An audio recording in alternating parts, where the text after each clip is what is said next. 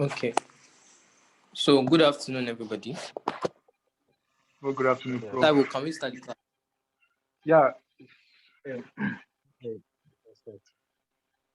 Okay. So good afternoon. My name is Randle Emmanuel, and so you know we your are name teaching. already, Professor. Sorry. Move on. Okay, so we are going to be teaching bridge design today. The two aspects of calculation. I'm not going to be talking too much about the theoretical aspects because I believe that we can handle that on our own. So please read the theoretical material and learn them very well because they will surely come out in exam. Okay, so we are starting with slab deck design. But before we start slab deck design, I think there is a need for us to introduce the components that we are designing, considering that this introduction will be very useful when we start our calculation. Okay, so the first thing we need to put into our memory is, okay, we have two types of loadings that we'll be considering when we are designing. We have the live load and we have the dead load. So in bridge design, there are two types of dead loads. There is the permanent dead load and there's the superimposed dead load. Now, the permanent dead load refers to loads from structural elements like the slab deck self-weights. What that means basically is when you're talking about the permanent dead load in a bridge design, you are talking about the load imposed on the bridge by the structural elements itself. For example, the same way when we are designing regularly for reinforced concrete design, that we say, okay, the slab self-weight or the beam self-weight or the column self-weight or whatever self-weight you are considering is the same way here. So in this case, we are doing a slab deck. So the slab deck self-weight will be the permanent dead load. Now, the superimposed dead load refers to loads from non-structural components of the bridge. These are like components such as the road surfacing, the architectural attachments or elements in the bridge. Since they are not structural, they will be under superimposed dead load because they are actually adding load to the bridge. So you need to design for them. Okay, so the second one or the second loading we'll be considering is the live load, right? And in this course, we are concerned with only two aspects of live load, which is the HA load and the HB load. What is the HA load? Now, the HA load are hypothetical structures that comprise of a UDL and a line load across the width of each traffic. So what this is basically saying is, for HA loading, it is represented with a uniformly distributed load and a point load. And of course, it is used for passenger cars or vehicles that weigh 24 tons or less. So HA loadings cater for vehicles such as our passenger vehicles and small vehicles in weight that will be passing your bridge. Moving on, if we go to now, we are going to be considering what is HB loading. Now, HB loading are also hypothetical loads. HA and HB loadings are both hypothetical loads, but HB caters for vehicles that weigh about 180 tons. So HB loading caters for heavier structures. Now, 1 unit of HB is 10 kilonewton axle load. From our code, which is BS 5400 part 2, you can see that there is an arrangement in which HB loading must be considered. If you look at the screen that I'm sharing, you will see a picture or a scrap of what we are trying to refer to. Now, HB loading considers 16 axles at spacing of between the exterior axle and the first internal axle, there must be a spacing of about 1.8 meters. Now, between the interior axles, you can have spacings of 6, 11, 16, 21, and 26. So that means from 6, they are increasing at 5 meters. Okay, and then of course their width is what 1 meter, 1 meter apart. I hope I am not too fast though. I'm trying to run through the theoretical aspect so we can go straight into the calculation.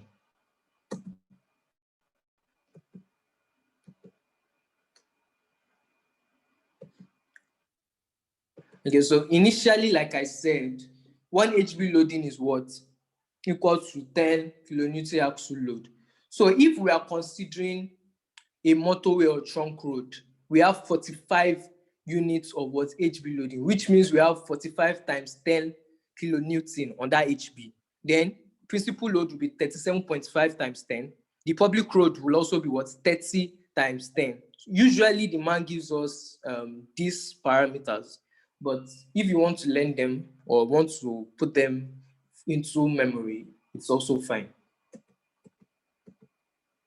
Now let's go into solving of questions. Now this was the class example the man gave us. So we can, if you don't mind, I would love if you guys can get maybe a screen grab of these parameters so that as we are moving on, we won't have to be going back to remind ourselves of what we're given as parameters.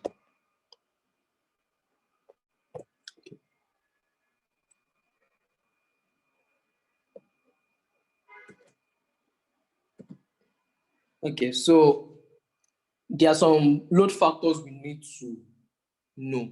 For dead load, now, like I said earlier, dead load is divided into two. We have the permanent dead load and the superimposed dead load.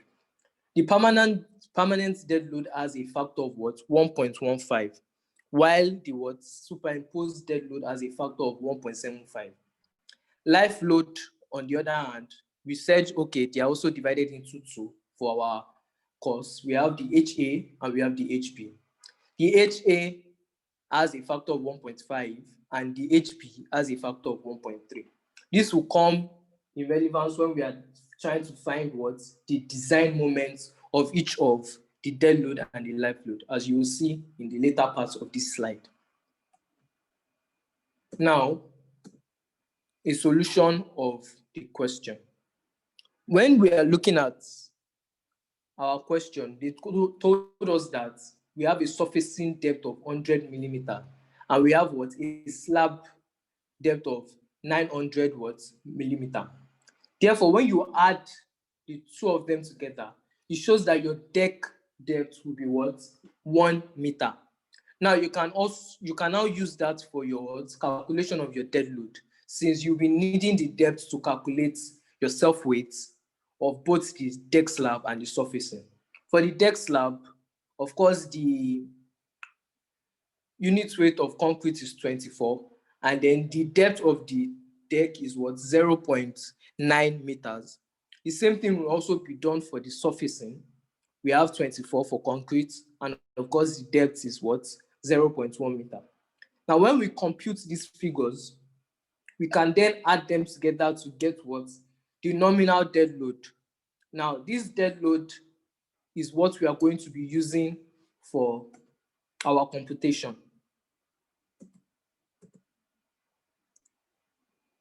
As you can see, a diagrammatic representation was presented of how the dead load would distribute across the traffic weight, which is what? W, which was calculated as our dead load, as 29.04. Our length, or the span length, is 14 meters. And of course, we have reactions at both ends, which we represented with what? RA and RB. Now, from our normal design class, we know that what moment is equals to, for simply supported, is what? WL square over 8. Our W was our dead load we calculated, which is 29.04. And our length is 14 meters. So when you impute those figures, you will get what? 711.48. Continuing, we need to now find what?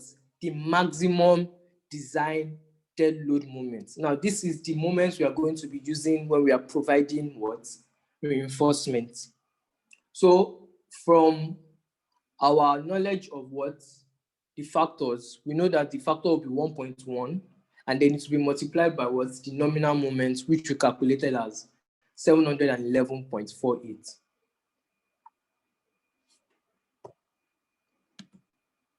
Are we clear?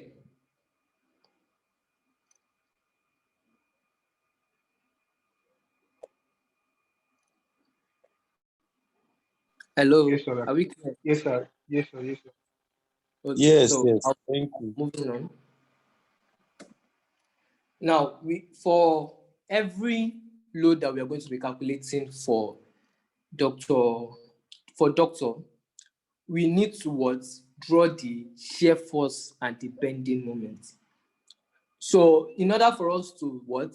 Draw the shear force and the bending moment, we need to get the values of the reaction at point A and point B, right? So now we are getting what? Reaction, sum of moments will be what? Equals to 0 for equilibrium to occur. Therefore, when we do that, taking our clockwise as positive, we will come about with what? RA times 14 minus the UDL will be what? 29.04.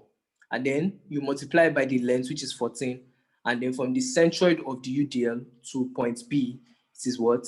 14 divided by 2. So when those figures were computed, we were able to get what? Our RA. Our RA figure was 203.28. Now, using the same equations of equilibrium, we're able to derive that what? Sum of upward forces and downward forces should equal to what? 0. In our computation, we took upward forces as positive and downward forces as negative. When those figures were computed, we got our RB.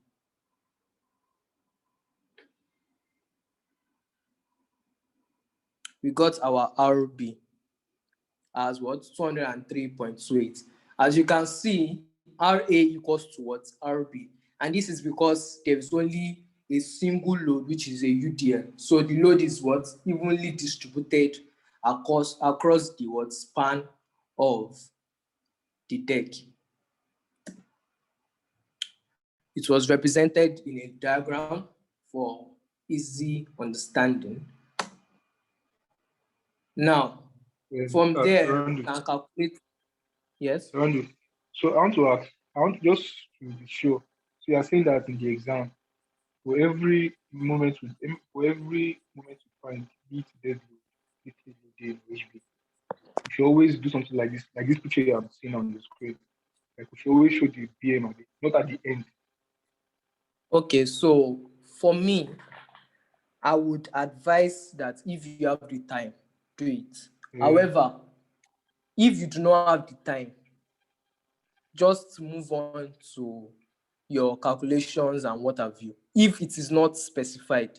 Because usually what it does is it would specify it that, okay, find the HA, find the HB, find this and that, and then with relevant diagrams such as shear force and the bending moment, help me, get the value.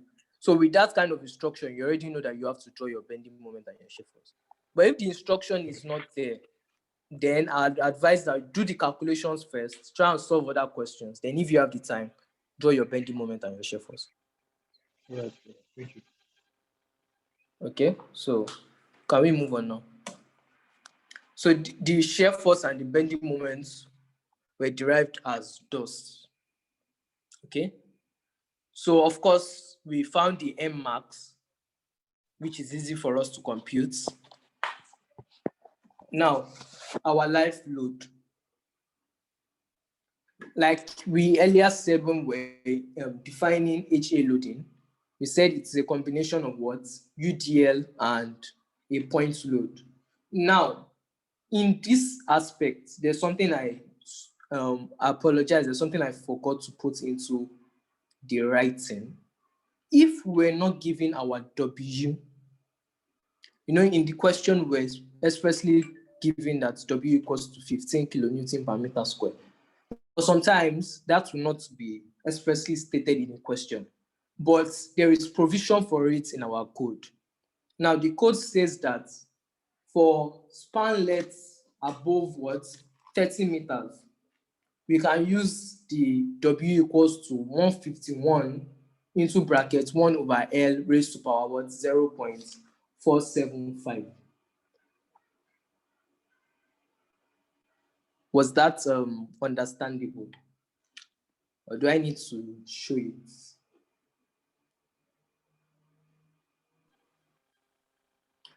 Okay, let me repeat what I said. I said for the uniformly distributed load, in this question, we're expressly given that W equals to 15 kilonewton per meter square. But I am saying in some questions, W will not be expressly stated, but the code has given us a formula for which we can use to calculate W. And that formula is what? 151 into bracket 1 over L, where that 1 over L is now raised to a power of what? 0.475. Okay? So now we move on. We can get our moments by saying WL squared over 8 plus what? KEL over times L over 4, which are formulas that we already know. And when we compute the figures, we got what? 483 kilonewton meter per meter. Per meter run, that's what it means, because we are designing per meter run. Now, of course, here also we try to find what's the design moments for HA. And from our earlier slide, we know that what the factor of safety for HA loading is what? 1.5 is 1.5. So the extra 1.1 is known as what? Your factor loading factor, because it is a factor that we use to increase the loading in case of parameters that we did not cater for. So that's what the 1.1 that was added there. Now, this is the design moments that we'll be considering when we are trying to provide reinforcement for the slab deck. So now that we have done that, we can also, draw the shear force and the bending moment diagram for HA loading. We got the reactions and at point A and point B, and from there,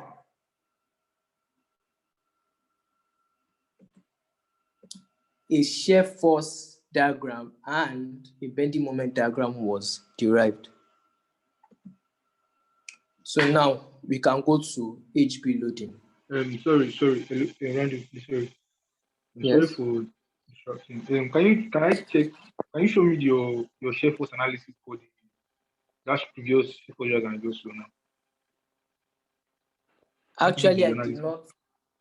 Okay, you not do it What? that way. I want to see the I did not analysis. write it down on this slide, but I can explain the thought process to you. You can please explain. Please explain. Thank you. Okay. This is our shear force diagram now. At Okay. point A, we have only one force, which is the upward force RA, which we derived as 121.5, right? So since it is going upwards, and we have said that our upward forces are what we are considering as positive, and our downward forces are what we are considering as negative. Okay? So at point A, the upward force RA will give us a 121.5 magnitude upwards. Okay? So now, if we are along from point A to the middle of the span, which is L over 2, you see that there are two forces in play. There is an upward force RA, and there's a downward force, which is the UDL, of the length L over 2. Now, we are not considering the full length of the span, which is L. We are considering L over 2. So L over 2 will be what? 14 over 2, which is 7. Now, for simply supported structures, the full span of the deck is the loaded length of the deck. So we know that L equals to 14 because it is a simply supported bridge. However, in bridges such as have maybe cantilever or what have you, we might be using influence line, but that is beyond the scope of our course. So let's stick to our simply supported structure. Okay, so at the midspan, which is L over 2, our RA was 121.5. Okay, and then our downward force, which is the UDL, will be what? 15 times 7 times 7 over 2. No, sorry, that would be for moments. That would be 15 times 7 over 2. So 7 you by will now have what 121.5 minus that value. If you have a calculator, you can be punching it in, and let's see how And the figure will come out.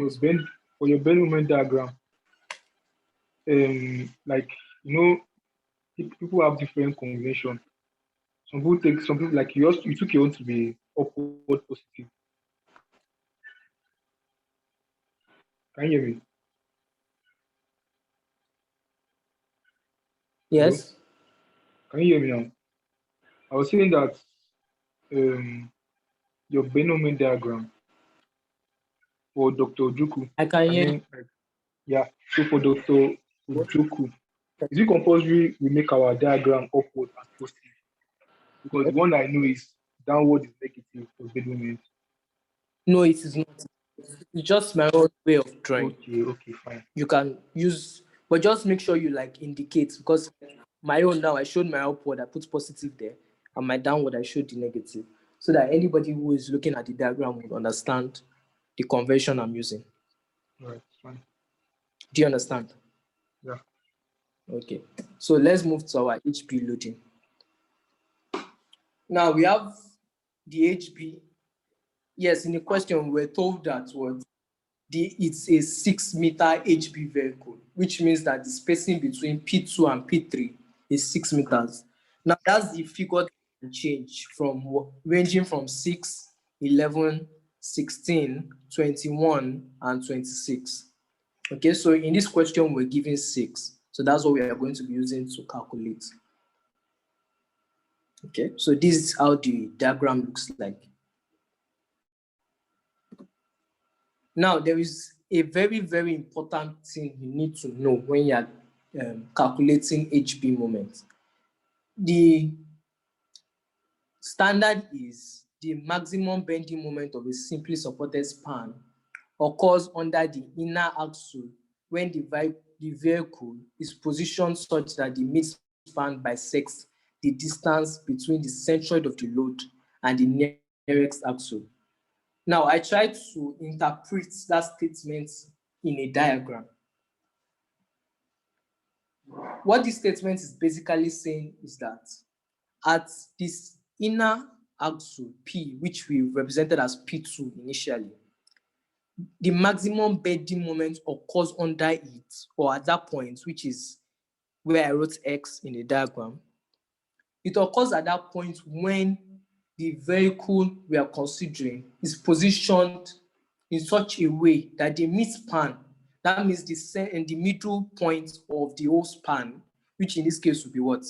14/2, bisects the distance between the centroid of the load, which is the centroid of the load P1, P2, P3, P4, and what? The nearest axle to that centroid.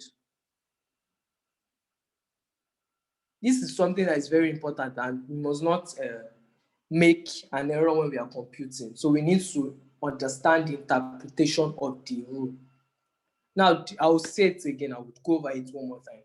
It said the maximum bending moment of a simply supported span occurs under the inner axle, which is the point P2 where I wrote X, when the vehicle is positioned, which is your HB vehicle, when it is positioned such that the midspan, which is what? L/2, in this case it is 14/2, which is 7 meters, bisects the distance between the centroid of the load and what? The nearest axle. So the nearest axle to the centroid of the load, the distance between it, the centroid and the nearest axle, must be bisected by the what? Midspan of the whole span. So that's what I tried to draw in this diagram. Now, like I said, point X is where maximum moment occurs. So now let's get the distance for the what? Center of gravity, or the centroid. Remembering what we were taught in our engineering mathematics, I think in year 1 or year 2, we would be able to get what? Our centroid by what? Now we have 4P, because that's P1, P2, P3, P4, that's 4. And then times the centroid is always equals to what? The load times what? Its own centroid. So if we do that,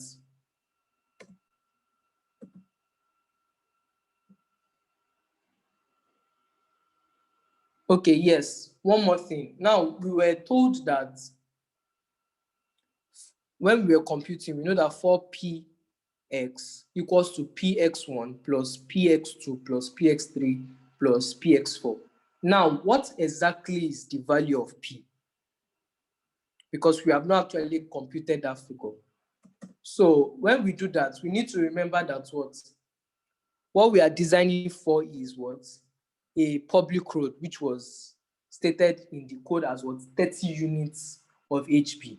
And we remember that 1 unit of HP equals to what? 10 kilonewton per axle. So 30 units of HP will be what? 30 times 10, which is what? 300 kilonewton per axle.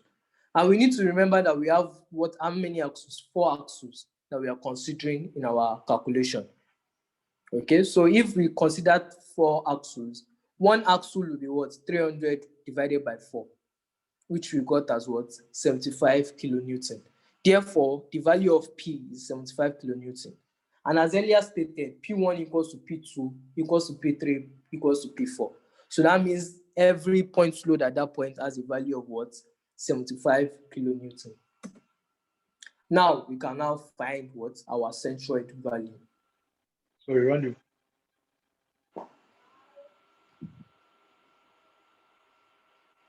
Okay. Can you So hear me? now, yeah, you were saying Yeah, something, I have but another question. I have another question.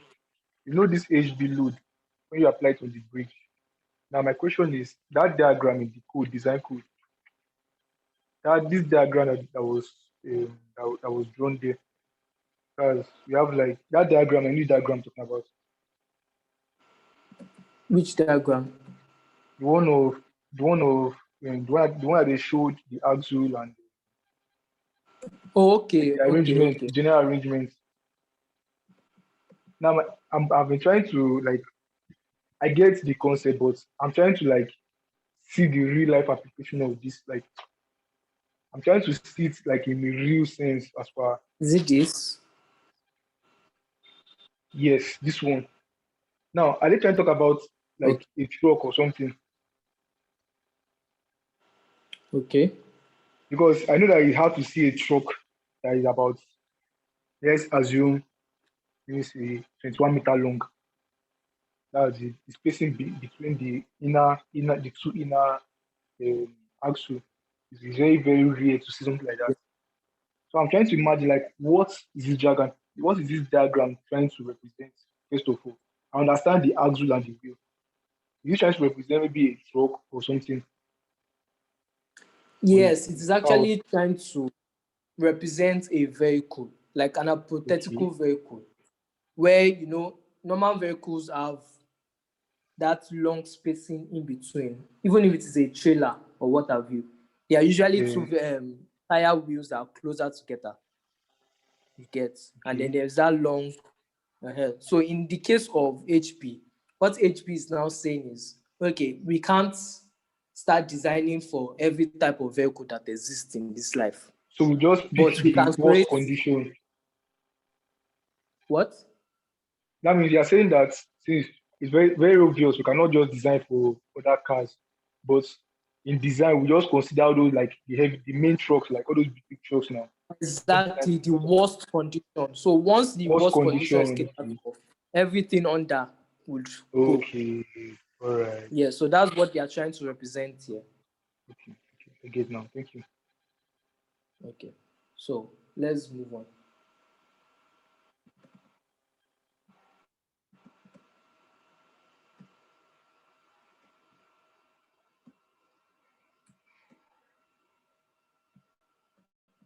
Okay, so as we're discussing, we're now considering what our HB.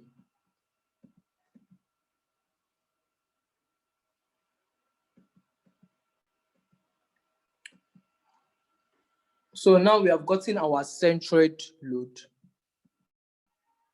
as what? 4.8 meters. Okay. Now that means what? The centroid of the load occurs 4.8 meters away from the what? External axle. So that means from point P1 to wherever that 4.8 meters land, that will be where the centroid of the four loads will occur. So I try to represent that in a diagram where we have what? From P, which is the external one on your left, to what? 4.8 meters to your right, we will calculate that. Then the spacing between P1 and P2 remains 1.8 meters. So if you subtract that figure from 4.8, you have what? 3.0 meters, right? And from our law, our rule, it says that the center or the midspan of what? The entire span must bisect the distance between what? The centroid and the nearest axle. Fortunately, our centroid is found at equal spacing between the two internal axles. So you can decide to pick the one that piques your fancy. But in class, the man chose to pick the one towards the left. So that's what I used for my solution. So the closest distance is what? The P2 in this case. Okay. So now if we try to find what? The Z in the diagram, we can now say what? 7, which is the midspan value, minus what? 1.8 minus 1.5. That's where we got our 3.7 meters from. So that will be the value of our Z, which is the distance between the external axle to the point A where you have your reaction A. Okay, so the same thing we'll do on the other side for Y, and that will be what? 7 minus 1.5 minus 3 minus what? 1.8. Are we clear?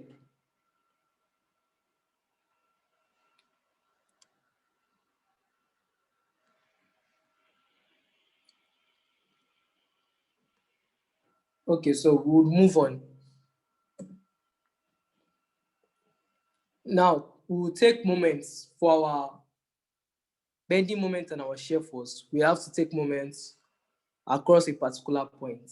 For me, I chose point B, making clockwise positive. When that figure is computed, we'll have what? Our RA value and our RB value.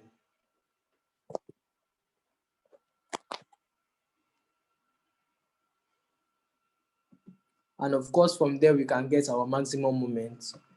And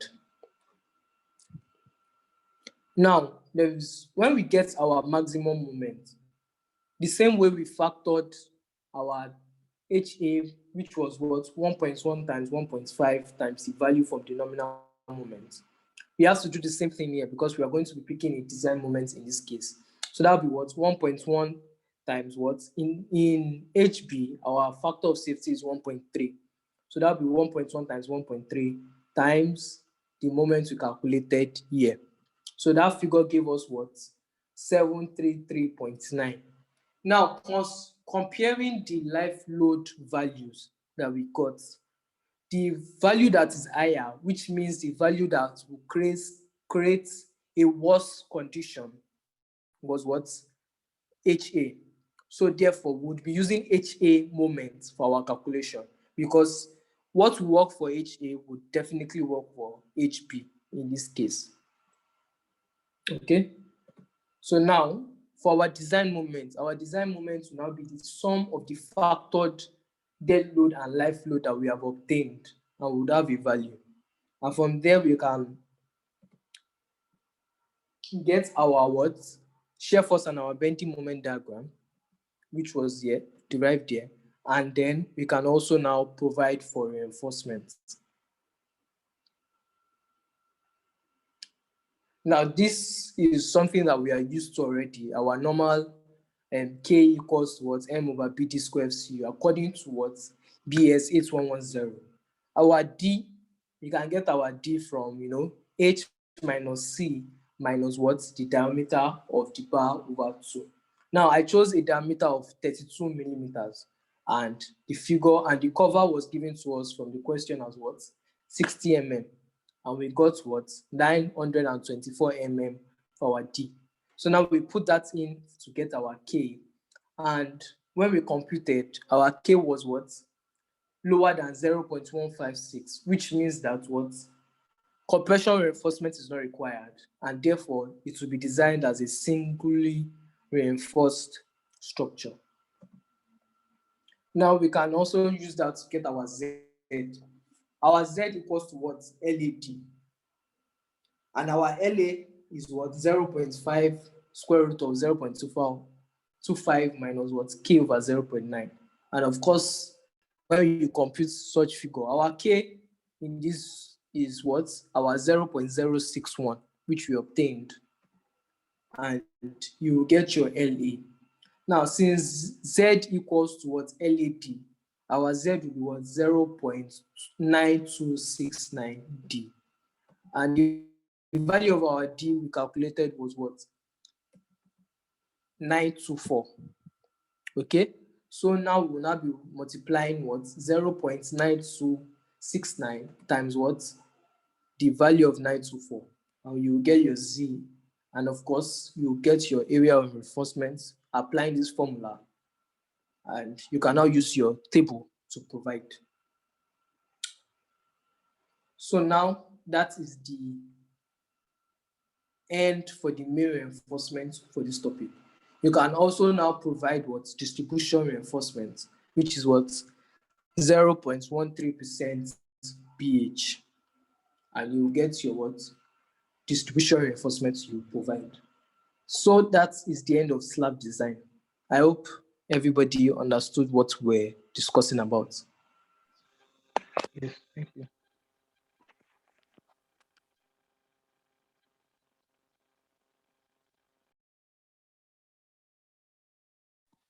Are there any questions? Any questions before design?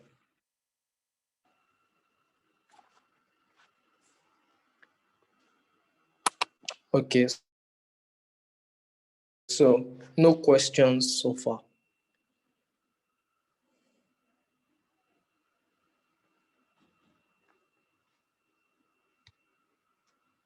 So let's go. So let's go into what? Abutment design. Now, the same way we use the class example for our deck design, we'll be doing the same thing for what? The abutment design. Now, this was the class example diagram that we were given to solve.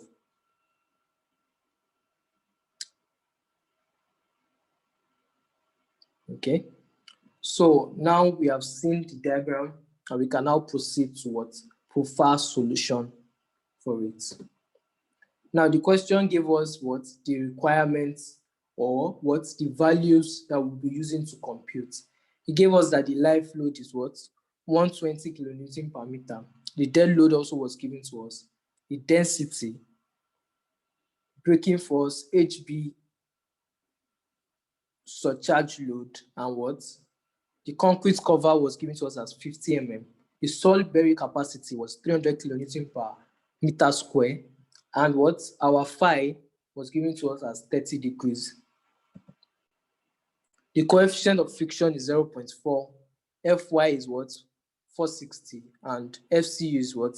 30 Newton per millimeter square. Now we're told that we should ignore forces due to shrinkage and temperature variation. Okay, so now the steps involved in the design of an abutment, there are actually 3 steps. One, you have to check what? For stability. And in checking for stability, you need to consider what? Sliding, overturning, and bearing capacity adequacy. Now, for each of these stability checking, sliding is usually caused by what? Horizontal forces, because it tries to push the abutment in a way that it will slide away from its natural position, which will also cause failure. Overturning, like the name calls, is caused by the moment of turning what? The abutment in a direction that it should not be. And of course, your bearing capacity is for it not to sink into the soil. Now we have what? Our design for wall also, and then you design for the base, the toe. And if there is a need for U beam, you'd also have to design for the U beam. So now we start with what? The sliding effect. You have to check for the sliding effect. Now, initially when you're checking for your sliding effect, you have to assume that your U beam is not required, because you are assuming that what is in the structure is capable of what? Resisting sliding. But if you now find out that, okay, it is not capable of it, you will now provide what? A U beam to what? Resist, or further equip the structure to resist sliding. Now, so for now, we would assume that U beam is not required. This is a diagram of the forces that would be acting on the what? Abutment. We have our vertical forces, as illustrated as thus, and then we have what? Our horizontal forces, which comprises of the braking force, and then what? The horizontal surcharge load and the horizontal earth load. Now, the earth load is the triangular load, and what? The surcharge load is the what? Rectangular load. And from our understanding of geometry, we know that the center of the load for the what? Surcharge, which, like I earlier stated, is the rectangular load, will be what? 7 divided by what? 2. And for our earth load, it will be what? 7 divided by what? 3. Now, we also know that the pressure from the what? Surcharge will be what? Ka times what? W. And what? For the earth load, it will be what? Ka sigma what? H. Now, for our Ka, like I mentioned, we need to find the value. So Ka is what? 1 minus sine 5 over what? 1 plus sine 5. And from our question, we know that sine 5 equals what? 30 degrees. And when that is computed, you will get what? 1 over 3. Now, Ka, like is stated above, it is what? The coefficient of active pressure. The coefficient of active pressure. So there's also something known as the coefficient of passive pressure, and that is Kp. And Kp is what? 1 over Ka. It's like an inverse of what? The value of Ka. So since we got our Ka as 1 over 3, our Kp will be what? 3. Now, let's go into the proper what? Checking for our sliding. Now, for the sliding, we will be considering 2 classes of forces. We need to consider what? The forces that are what? Preventing what? The sliding, and then the forces that are what? Causing the sliding. The forces that are preventing the sliding are what we refer to as what? Frictional resisting force. Because like I said earlier, sliding is horizontal forces that causes sliding.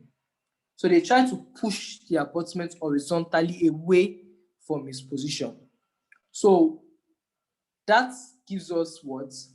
An understanding that vertical forces will try to keep it rooted to its spot, while what? Horizontal forces will try to push it away from what? Its position. So that's the idea of this computation. Now, the vertical forces, you get what? Your wall. Now, the wall in our diagram was divided into 2. There is the upper part here, which is like almost, okay, it is actually half of what? The wider width of wall, which we regarded as W1, and the smaller width of wall we regarded as what? W2. Okay. So for the larger width of wall, we know that the length, or the width rather, is what? 1 meter. And then for concrete, we always remember that the unit weight of concrete is what? 24. Now the length of that wall, which is what? The wider width, is what?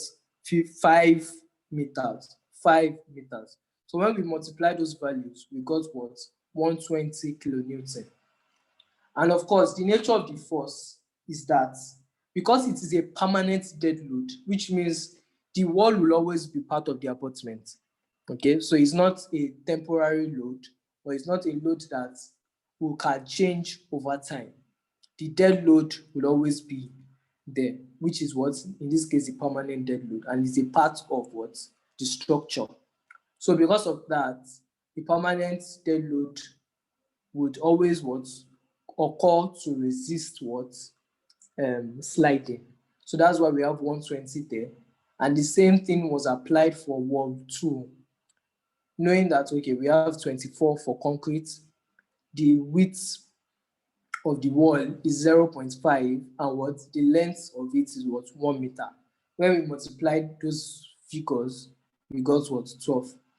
Now for the base, the spread of the base, or the width, is what? 4 points. No, the width is 1 meter, or rather the width is 4.5 meters, where the depth is what? 1 meter. And of course, it is made of concrete, so we have to multiply by 24. And it is a permanent load because it is part of what? The structure. The same thing for the earth. Now, we were given a pressure. No, the density of the earth was given to us as 2000 what? 2000. Now, we need to convert that value to what? A force, for us to be able to what? Compute it. Now, for density, converting it to what? Force, we multiply by the 9.81. Now, changing into kilonewton, because every other figure that we used in the table, from 24 to every other thing, has kilonewton as the unit. So we have to divide it by 1000 to change that figure to what? Kilonewton. The earth, the area of effect of the earth is what? 2 meters and what? 6 meters, where 6 meters is the depth and the 2 meters was the width. So now we multiply those figures, and of course, the earth is also a permanent what? Component, because earth will always exist behind the abutment. If you try to remove the earth, it can even lead to a collapse of the structure. So the earth will always be what? A permanent fixture. Now the surcharge is a uniformly distributed load that's usually caused by the HB load. Now, like I earlier stated, I told you that the HB load is a load that is hypothetical, is a load that we came up with to cater for situations that occur in the bridge. So it cannot be considered as a permanent constant load because it will be fluctuating. So we can't include it as a load that would surely give us what? Resistance against sliding. And that is why when we showed the effective force resisting, we had a value of 0. Okay? Now for our life load, we have 120. Same thing that applies to surcharge will apply to the life load, because life load, from its definition, is they are loads that are what? Imposed on a structure. They are just brought in, or someone can actually move his vehicle, a larger vehicle can come, and so on. So we cannot bank on it to always exist in this situation. So we move on to our dead load, and then the dead load, of course, is a permanent load. And then we find the sum of those effective force resisting, which is 120, 12, 108, 235.44, and then, of course, 140. Our computed value gave us what? 615.44. A note was given to us. Now, the notes, as is shown from the table above, shows that what? Only permanent loads will contribute to what? The resisting of sliding. So life load will not be considered because they are not something that we can rely on for our computation, as they are loads that come and vary. Now for the horizontal forces, these are the forces that will be causing what? The sliding. We have our earth and we have our surcharge. Our earth force was computed by what? Half K then times what? Sigma times H squared. Now the half is there. We know that our K, which we computed from what? 1 minus sine phi over 1 plus sine phi, we got what? 1 over 3. Then for that, for the soil bearing coefficient. We have what 2 times what 9.81, and then the height of the whole structure is what 7 meters. So h whole square will now be what 7 square. When you compute those values, you will get what 160.23. Of course, the surcharge too will also be considered, but the surcharge formula is what Ka, then the weight on it, which is the UDL times the length. And from our question, we saw that the surcharge UDL is what 20, the Ka is 1/3, and then of course the length is what 7. So adding those two figures together, we have 206.9. Now for the factor of safety for sliding, the factor of safety must be greater than what 1.5. And the formula is this: FOS time equals to, which is the factor of safety, equals to what? Mu, which is the coefficient of friction, times the vertical forces. So when you compute that, we got 246.176 kilonewton. And the force that was, or the forces that are causing sliding, we computed as what? 206.9. So when we divided the 246.176 by the 206.9, we got 1.19. And since for the abutment to be stable, our factor of safety against sliding must be greater than 1.5. Unfortunately, or should I say fortunately, our FOS did not exceed 1.5. But there's no need to panic. The reason is because engineering has given us two ways that we can prefer solution to this problem. And the two ways are this: we can increase the spread, we can increase the spread of the base yield, or provide heel beam. Okay.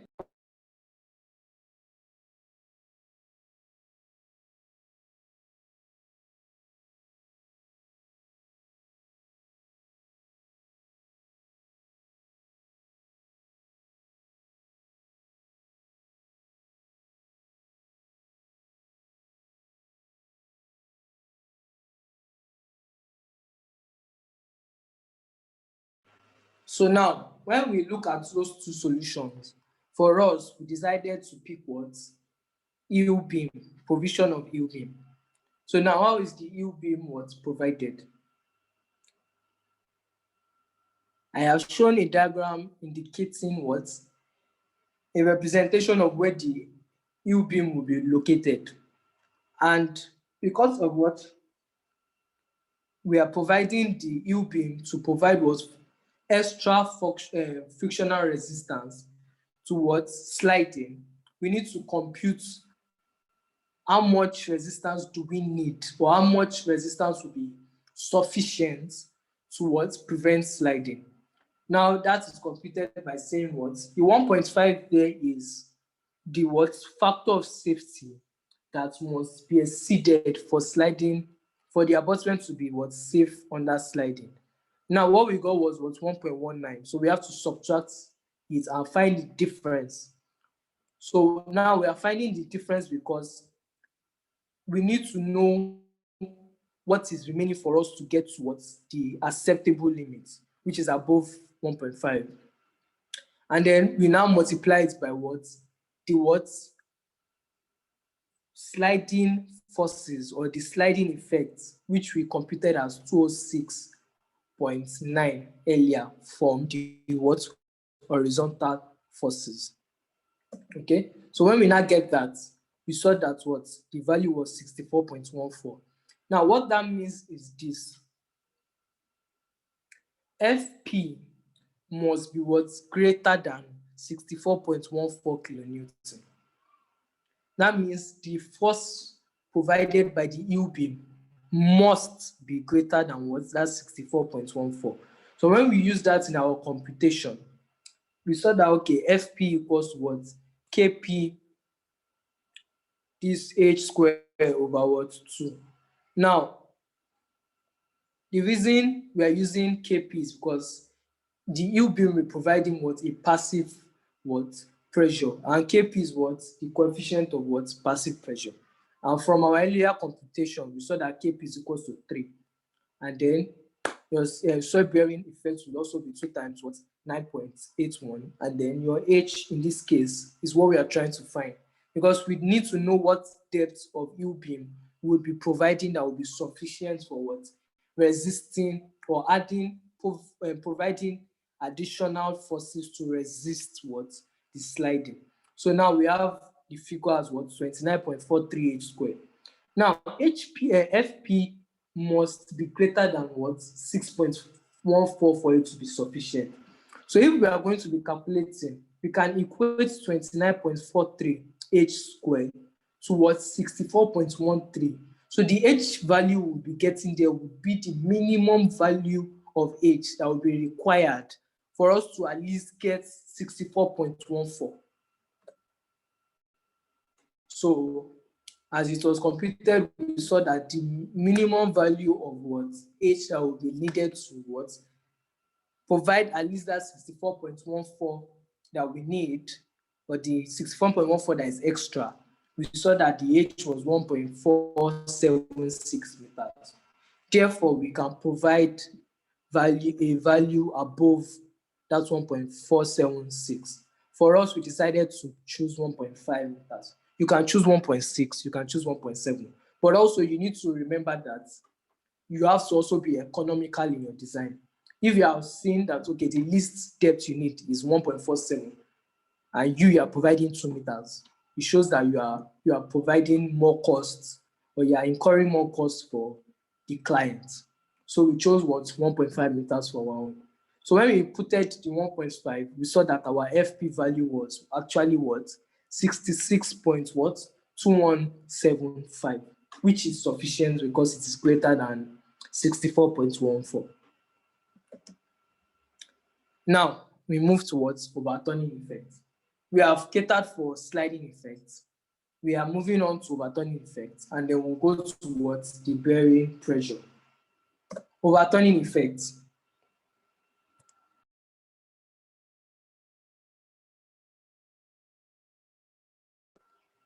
The figure is what's shown on your screen.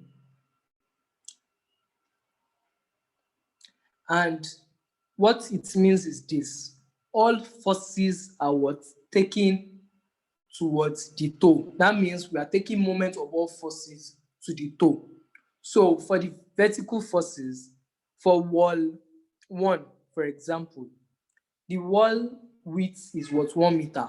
So 1 meter divided by 2 is what? 0.5. So for 0.5 plus what? The length of the toe is actually what? 1.5 plus what? 0.5. So that means the force distance, which is what? VW1 to the toe will be what? 1.5 plus 0.5, which is what? 2 meters. The same way we also do that for what? The life load, for example. Now, the life load is acting at the center of the spread, which is what? A length of 0.5 meters.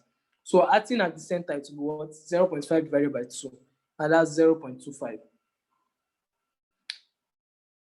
Adding that figure towards the 1.5 would arrive at a value of what? 1.75. So that's what we'll be using to compute our overturning moment. Now, for overturning, we know that, like I earlier said, it's also the horizontal forces that are trying to what? Overturn the abutment. So we need to consider what? The earth. We need to consider the what? Horizontal load for the surcharge, and what? The braking force, because all these are what? Horizontal forces. From earlier computations, we know that for the force for earth is 160.23. The force for surcharge is 46.67. And from the question, we know that what? The force of braking force is 17 kilonewton.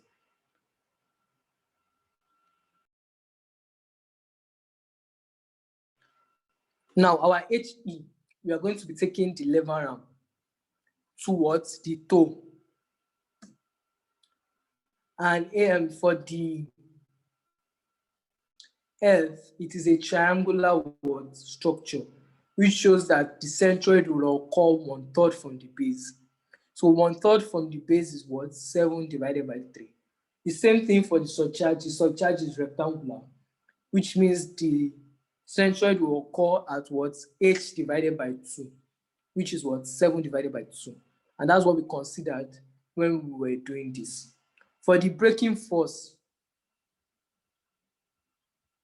the braking force was also used in the computation, and it occurred at where? The top, at that point there where you can see it in your diagram. And the distance from that point towards the toe is what? Or the line of action of the toe is what? 6 meters. And that is what we computed here. Now, adding those three moments together, we got what? 639.215 kilonewton meter.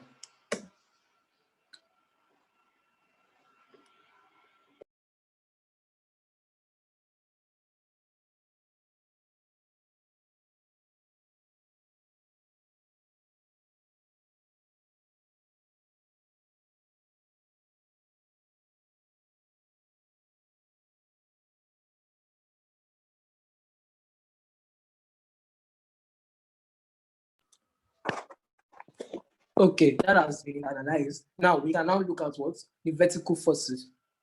We have what? Our wall in the two sections that it was divided, which is W1 and W2. We have our vertical force for the earth. We have the vertical force from the base, from the surcharge also, the life load vertical force, and what? The dead load. Now these figures are figures that we got from when we computed the sliding for the force. The only difference now will be what? The lever arm, because we are now taking our lever arm distance towards the toe. Now, so the distance between the line of action of these forces to the toe is what we use to get our what? Lever arm. Okay. So now, multiplying those figures together, we got what? Our moment. So that means multiplying the force and the lever arm together, you get your moment. Okay. Now, there are three ways or three cases of checking overturning. There is one, considering only forces caused by what? The dead load on the structure. There is this B, where you consider everything in terms of the forces.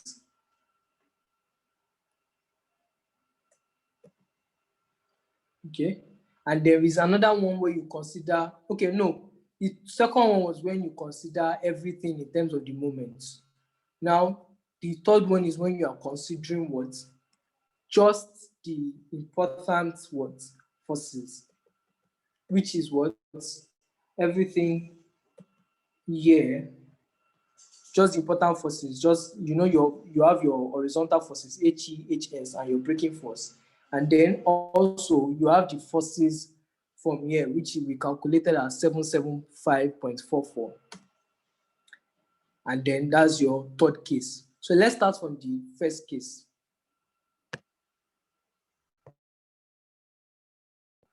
Now, the first case, we have the resisting moment, which, like I said, is just you computing only dead load parameters, which we have as the wall, the first wall, the second wall.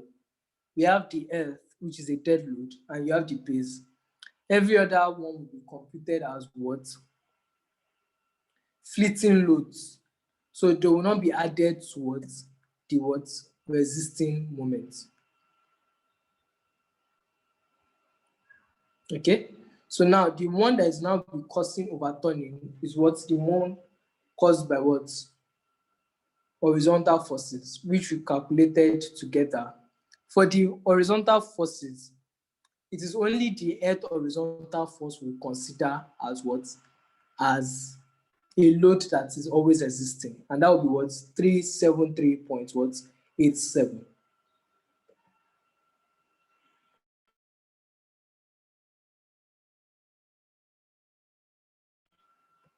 So getting that, we saw that what our factor of safety was greater than 2.0.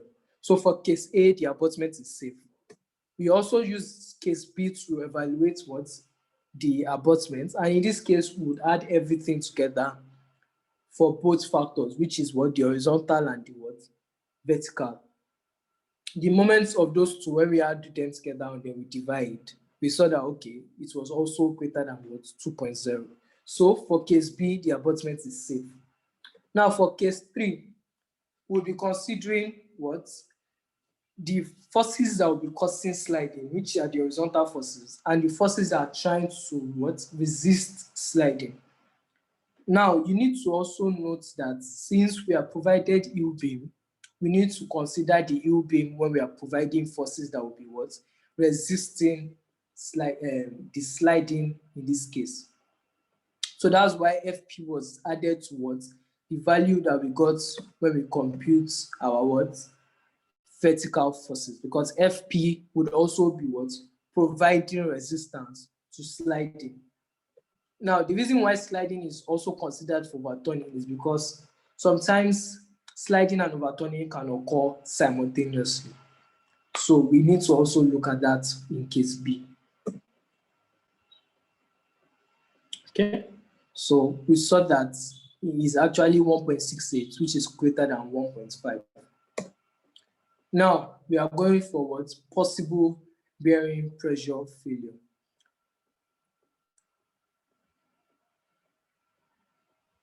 Okay, the figure was shown here. Now for the possible bearing pressure failure, we will be taking all our moments about what the base center line. That's where we'll be taking our moment to. Now for me, I said let my anti-clockwise be positive and for my clockwise to be what? Negative. Okay, so we will be listing all the parameters that we will be needing or that were indicated in the question. We have our wall, the first one, which is the larger one in width, and then we have our second wall, which is the slimmer one in width. We have the base, you have your vertical heads, your vertical surcharge, your dead load, your live load, your braking force, and what? The horizontal heads and the horizontal surcharge. From the diagram, our lever arm, you can actually compute what the lever arm should be towards the center of the base. Now, if we are looking at the center of the base, we are dividing that 4.5 by 2, and we would have what 2.25 and 2.25. Okay, so let me pick a force and show us how we can actually compute it to that center of the base. Now, for example, the vertical surcharge, the width of the heel is what 2 meters. Now, for the force will be acting at the center of the heel, which is what 2 divided by 2, and that's 1 meters. Now, 1 meters is where the force will be acting from the distance of the outer face of the wall to the line of action of the force. That's 1 meter. Now, from the computation, we saw that 2.25 is the center of the base. So now the distance from the line of action of the surcharge to the center of the base will now be that 1 meter plus what? 0.25, which will, when you add them together, you have 1.25 meters. Okay, so you can also use that and apply that in every other scenario. Now, you also need to note, as we have always applied, your horizontal earth will be what? H over 3, which will be 7 over 3. And for your what? Surcharge, it will be H over 2, which is 7 over 2. Those will be your lever arm values for your horizontal forces. Now, applying that, we saw that we got these values for our moment. Okay. Now, we need to note something also. For bearing pressure, our vertical forces are the only forces we'll be considering for what? Checking of bearing pressure. Because like I earlier said, bearing pressure is checking that the abutment will not sink. So the governing forces are the vertical forces, because they are the forces that will be pushing the abutment downwards. So it's now checking that, okay, when we are pushing it downwards, can the soil also take the pushing that we are pushing? Okay, so when we got it, this bearing pressure formula will be what? P equals to what? N over D plus or minus 6M over D squared, where D is what? 4.5, which is what? The width of the, or the length of the base. Now, because of the plus or minus, we are going to be having what? Two figures. The higher figure will be taken as our P max, and the lower figure will be taken as our P min. Now, if the P max is greater than the P min, we have to use the P max to check, because as usual, when you are doing design, you use the worst case scenario to what? Consider. So P max is what we'll be using to check. Now, for the abutment to be safe under bearing pressure failure, it means that the forces that are pushing the abutment downwards must be what? Less than what the allowable bearing pressure of the soil. That means the soil's capacity to accept forces pushing it downward must be greater than what the forces that are actually pushing downwards. If not, the abutment will sink into the soil, and that will cause serious failure. Because that means that if the abutment sinks, your bridge will be what? Lopsided. It will no longer be what? Straight in terms of horizontal viewing. So now we have seen that under checking, we have done the checking, but we now need to provide what? Reinforcement. Because as you know, when you're using concrete for your what? Design, we are considering what? Reinforced concrete. And it is a composite or a combination of what? Concrete and what? Reinforced, or in this case, steel. Okay, so the elements we need to provide steel for, we have what? The wall, we have the base, and we have the toe. Now, because in our question we provided heel beam, we also need to provide reinforcements for the heel beam. Now, for the wall, we start with the wall.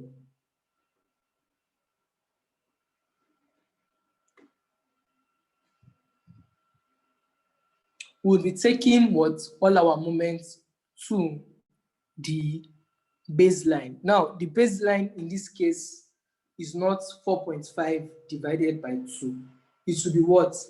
The depth divided by 2, which is what? 1 divided by 2. The base, like I said, we are taking moment of forces about the baseline. The baseline is what? The center of the baseline in this case will not be what? 1 divided by 2, which is what? 0.5. Now, for the wall, when we are designing the wall, we would only be considering the effect of the horizontal forces on the wall. And the reason is because the vertical forces in the wall, as illustrated in the diagram, are forces caused by the wall itself, which is VW1 and VW2. So their existence or their occurrence does not provide danger to the wall. But horizontal forces that are pushing against the wall, which are what? The surcharge horizontal load and the earth horizontal load, can actually cause failure on the wall. So we need to provide what? Reinforcement to cater, or to provide extra reinforcement for the wall to be able to cater for the what? Horizontal forces that we're pushing against them. So as I was saying, the HE and the HS were computed as thus.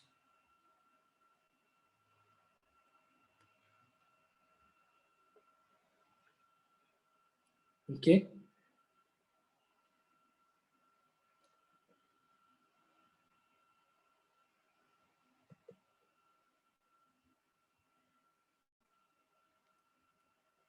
Now, yes, there's something we need to make sure we take notice of.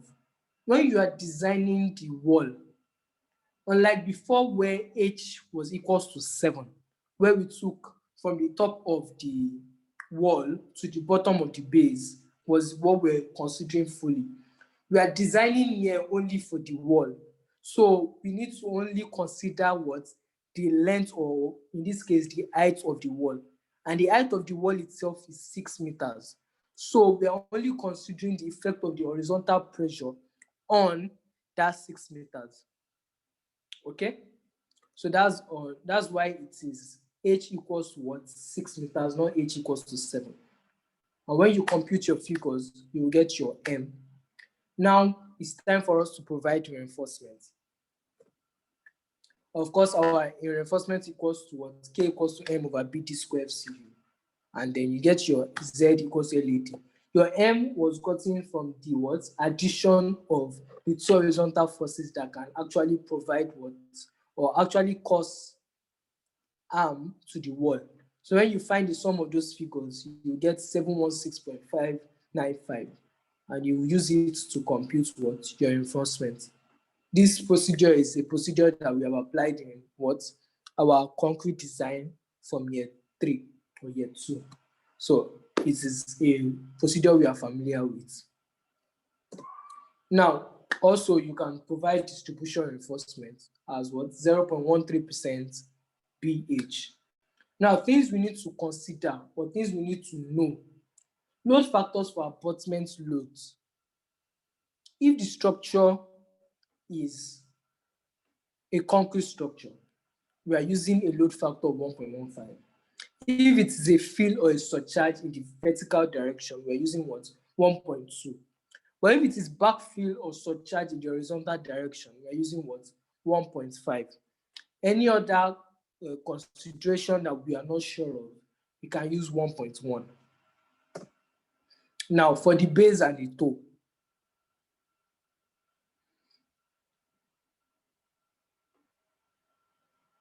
in the base and the toe consideration, we are taking moment about what? The center of the base. The center of the base. Now, this consideration is what? 2.25, which is what? 4.5 divided by what? 2. So we'll be taking what? Moments about that particular point. If we look at our diagram, if we are taking moment about VP, we will see that, of course, VP's moment will actually be 0 because it's acting at that same point. Also, VW2 would be 0 because it's acting at the same point VP is acting, or at least the line of action is the same. So that means there will not be any distance, or in this case, there will not be any lever ramp, which means the value or the cumulative value will become what? 0.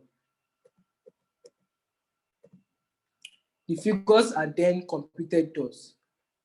So you also need to pay consideration to what? The direction, which is the moment anti-clockwise, or is it what? Clockwise. In your computation, you need to specify if you are making clockwise positive or if you are making anti-clockwise positive. Randle. Yes? Now, the life load and dead load, isn't a factor of Sorry?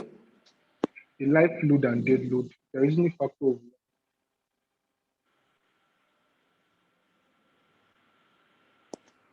My life load, okay, I'm using a factor of 1. Is that what you're saying? yeah, like Okay. can you explain that? Because I think the previous I saw something of 1.1, 1.15, 1.2 and the rest. So I want to know why you're using 1. Actually, you can use 1 or 1.1. Like I earlier stated, that for factors that we are not sure of, we use 1.1.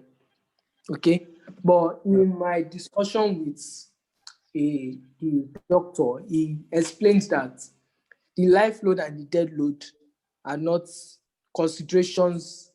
They are not of great magnitude in terms of consideration when you are talking about the base. It's when you are thinking of maybe the wall, or maybe you are thinking of the horizontal and the vertical forces component. For the life load effect or the dead load effect to actually get to the base, it will take a lot of traveling. Do you understand what I mean? So the load factor does not necessarily need to be huge in terms of consideration. So that's why you can use 1.1 or you can use 1. If you are not so sure of the life load that you'll be expecting, you can use 1.1. But if you are confident, your one will suffice and it will work very well. But for his notes or his material, he used 1. So that's why I decided to use 1. Right. Right. Okay. Now, for our horizontal forces, we computed these figures. Now, yes, I think I need to say that for our braking force, the load factor is 1.5. And the reason or the consideration for that was, actually, you can use two figures. You can use 1.4 or 1.5. But in the man's material, you use 1.5. And in consideration of it, we have decided to be using 1.5. So when you multiply your figures, you would what? Get this. Now the total moments can be calculated by adding what?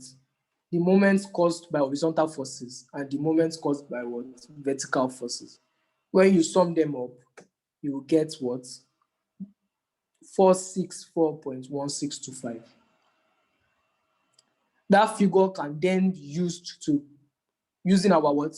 Formula P equals to N over D plus or minus 6M over D square, where your N is the sum of all the vertical forces. Like I earlier stated, N is just you considering vertical forces, while your moment, you are considering everything, because moments by the horizontal force and moments by what? The vertical force can cause disastrous effects to the abutment. So when you compute that, because of the plus or minus sign there, you will have what? A value of maximum and a value of minimum. Okay. So now, this is what we got using what? The pressure. Okay. So you have your abutment, the wall is 1 meter, the heel is 2, and of course your toe is 1.5. The maximum pressure cost was 312.31, and the minimum one is what? 72.84. Now, when we want to design for the heel and the toe, we need to know what pressure is actually acting on those components of the bridge. Okay? So now, to get the lower components acting on the toe, we were able to what? Use some we were able to use similar triangles.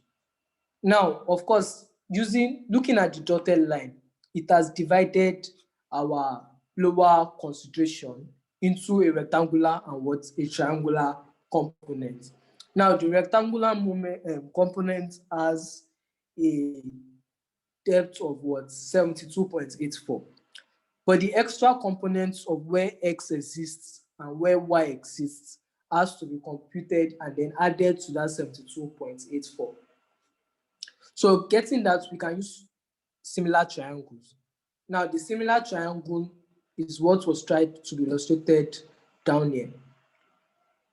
You have a triangle that forms from that X and has a base of what? 3 meters. And you have a triangle that forms from what? Subtracting the highest from the lowest to give you the distance, the pressure that will be acting along that distance, which we found to be what? 239.47. Now, when you compare the values together, you will get what? The X, that is the extra pressure that is greater than what? The lowest pressure, which you know as what? 72.84. So to now get the actual value of X, we have to add that lowest value, which is 72.84, to the extra shootout that formed the triangle. And when we did that, we got what? 232.47. 0.49. Now the same thing will be done for y, and we will get what? 179.27. Now a representation was shown of what we expect from the forces that will be acting for the toe loading and the heel loading. This will now be used to what? Provide reinforcement for the toe and for the heel. Now for our heel design,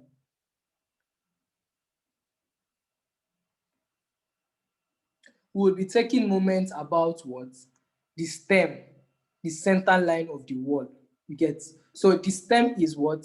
The wall in this case. So we are going to be taking moments about what? The center of that wall, which is what? 1 divided by 2, which is 0.5. Okay? So in our heel design, we'll be considering what? The base, the first wall, the second wall, the earth, the surcharge, and what? The bearing pressures that will be acting from underneath. Okay. Now note, the bearing pressure is acting what? Upwards.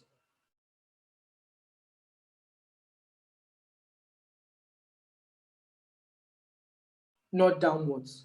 Because the bearing pressure is coming from what? This, the area we are considering or we are concerned about is the toe area, which is what?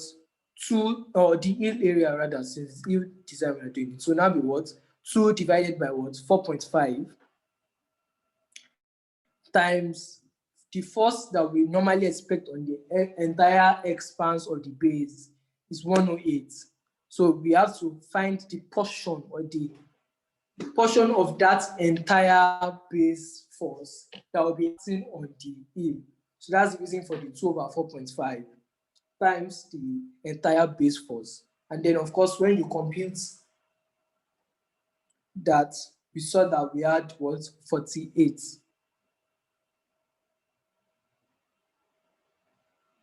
Okay. Now the lever arm, since we are taking our forces or taking our moments about what? The center line of the wall. When you multiply 48 times 1.5, you will get what? 72. Since it is at the center of the wall, VW1 would have a value of 0, because that is where the line of action of VW1 is. So we can compute every other factor to that what? Center of the wall. Randle, sorry to interrupt. As always, Can you you need take the base again? The force for the base. I didn't get it. the force for the base. Yes, please. Okay. I said we are considering the heel base, right? Or the heel portion, since heel design we are designing for. Okay. So the part or the force of the base that we'll be considering is the portion for the heel.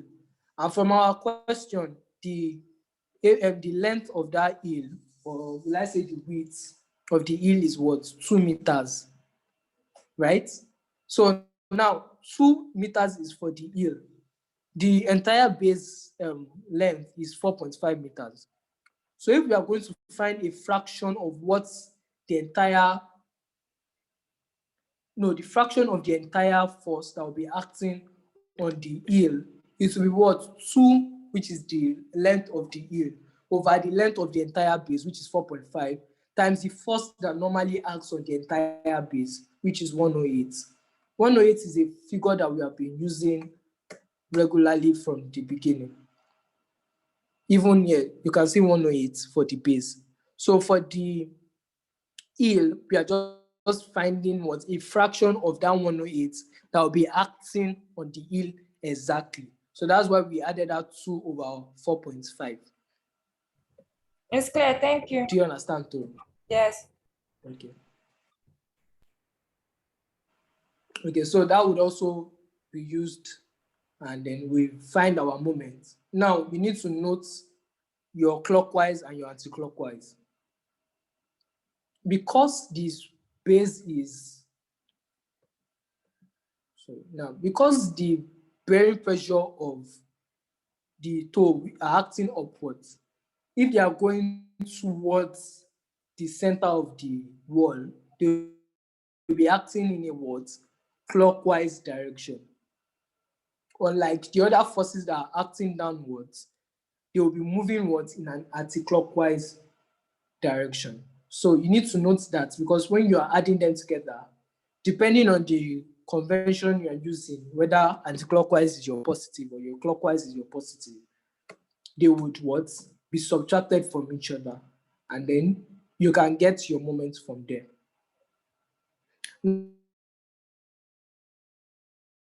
Now, this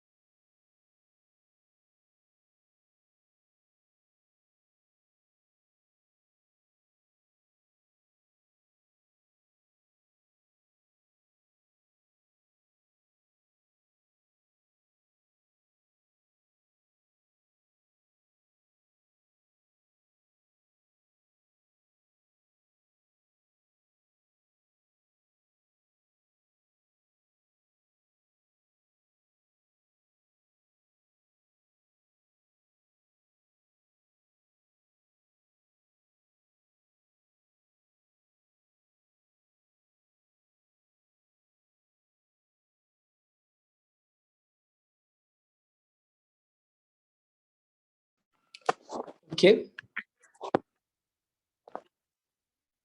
Okay, Sorry, so Randle. we'll now move Hello, on hello, to what sorry. our Randle, yes. please, I'm very sorry. I could not hear what you said like a minute ago or two or something. Oh, I was just saying, do we understand the EU design before we proceed? Okay, okay. Okay, so I think everybody gets that. So for our tool design now, we'll be considering what the base force in a factored way in terms of what 1.5 divided by 4.5. Like I earlier stated to someone who asked a question, in this case is the toe. So the width of the toe was 1.5. So we are saying 1.5 divided by 4.5 times what? The force that usually acts on the entire expanse of the base, since we are just concerned with the toe portion.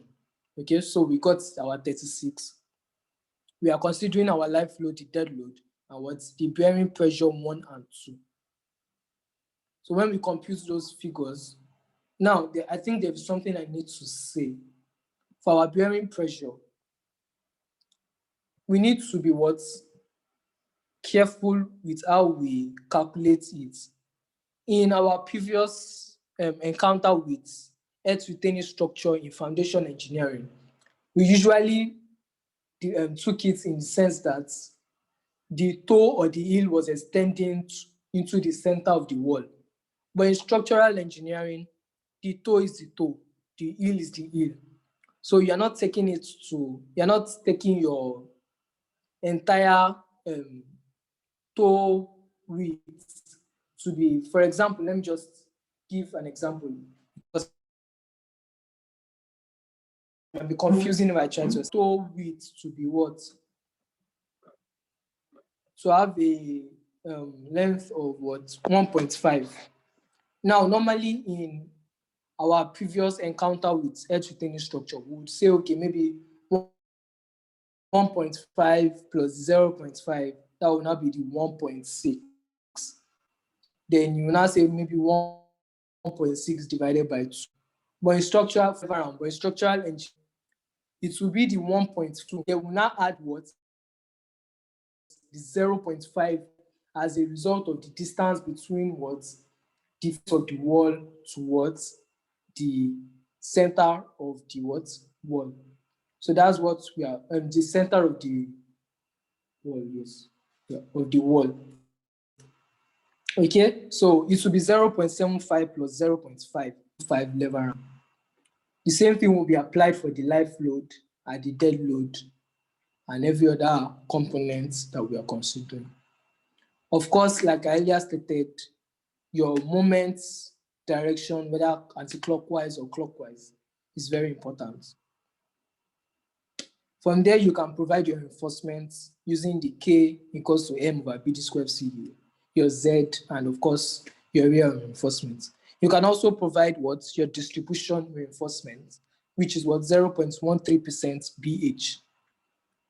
And for that, you have done your what toe design. Now we move on. Like you can see on your screen, this is a calculation for your what your design.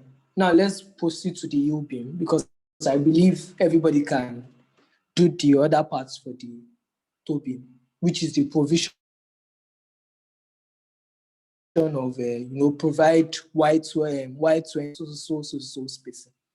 Now for the U beam, if you can remember vividly, we got our FP when we were providing our U beam as what 66.2175 kilonewton from this formula that we applied. Remembering that our passive pressure coefficient is 3, and then 2 times 2 times 9.81 times what the H. Our H for us, we use what 1. And it will be divided by what 2. Now, since we are using ultimate limit state and not serviceability limit state by 1.4, and that 1.4 will increase it towards 92.7 kilonewton. A diagram was used to show what we'll be expecting when we are designing. Now, when you are trying to design your U beam, you are taking it towards the center of the base. But in this case, it will not be the vertical center, it will be the horizontal center, which is 1 divided by 2. So when you find for a triangular structure, the center is 1/3 of the base, right? Now, in this case, it will be 1/3 of the base. It will be 2/3 of the base because the way the triangle is facing, the bottom of the base is not touching the base of the plus the 0.5, which is the distance from the bottom of the base to the center line. So we got a figure of 1.5 meters. Now we would multiply that by the HP that we factored with 1.4 to get the moment. Now from there, we know we can now proceed with our calculation, knowing that K equals M over BD square FCU. Z equals to LED, and AS equals to M over 0.95 FYC. We can provide reinforcement for the EU beam. Now, if you can remember the procedures we listed out for the design of an abutment, we said the stability checks, which consisted of sliding check, the overturning check, and the bearing pressure check, which we have done. We said we're also going to provide reinforcement for the base,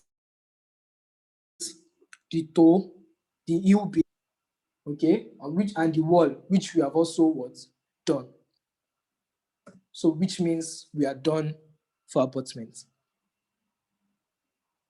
Any questions? Yes, Randle, thank you very much for the class. But I have one question. I'm listening.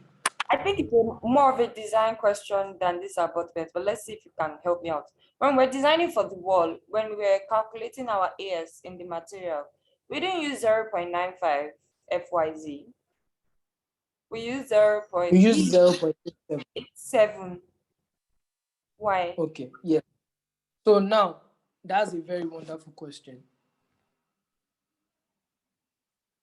The BS code, there was an earlier version of the BS code, and the consideration of the earlier version of the BS code was the factor of safety for the code should be 1 over 1.15.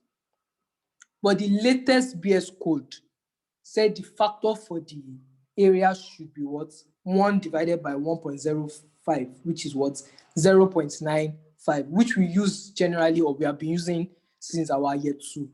So the man used the PS code of the one before the revised or the new one. So that's the one that has the 0.87 factor. However, he told me that if you use 0.95 or you use 0.87, anyone you use, he will mark it for you. All right, So for thank me, since I'm comfortable with the 0.95, you. I decided to be sticking to my 0.95. But if you want to change to 0.7, you are free. But you need to also know that if you are changing to 0.7, you need to consider some other factors that were considered in the old PS code. But that's by the way. Thank you very much. That answered your question. Yes, you have. Yes, thank you. So, any other questions?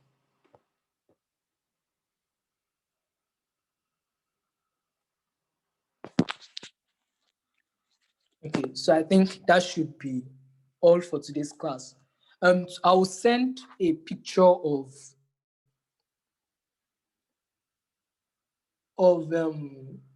detailing of an abutment to our group chats. So that would help us to understand how this reinforcement is laid in the abutments. Thank you very much.